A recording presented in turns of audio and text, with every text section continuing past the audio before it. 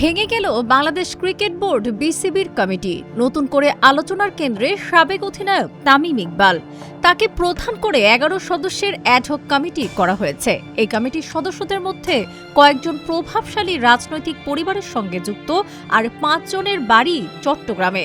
এ নিয়ে ইতিমধ্যে তৈরি হয়েছে আলোচনা সমালোচনা।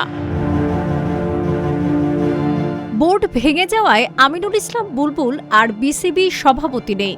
১১ সদস্যের অ্যাডহক কমিটিতে রয়েছে রাসনা ইমাম, আথার আলী খান, মির্জা ইয়াসির আব্বাস, রফিকুল ইসলাম বাবু, সালমান ইস্পাহানি, তানজিল চৌধুরী, মিনহাজুল আবেদিন নান্নু, ইসরাফিল খসরু, সৈয়দ ইব্রাহিম আহমদ ও ফাহিম সিনহা। তামিম সহ সৈয়দ ইব্রাহিম আহমেদ, ইসরাফিল খসরু, মিনহাজুল আবেদিন নান্নু, সালমান ইস্পাহানি এই ৫ জন চট্টগ্রামের স্থানীয়। মির্জা ইয়াসির আব্বাস প্রধানমন্ত্রীর মন্ত্রী পদমর্যাদার রাজনৈতিক উপদেষ্টা মির্জা আব্বাসের ছেলে।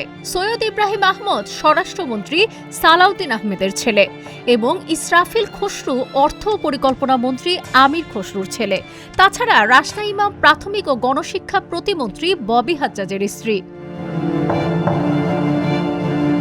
গত বছরের ৬ অক্টোবর বিসিবির নির্বাচনের স্বচ্ছতা নিয়ে প্রশ্ন তুলেছিলেন তামিম ইকবাল ও তার সমমনা সংগঠকেরা।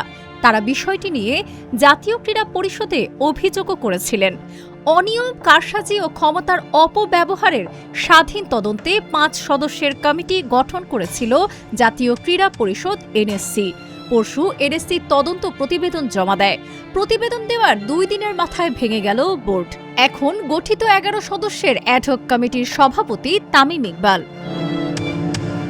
ডেস্ক রিপোর্ট, আজকের পত্রিকা।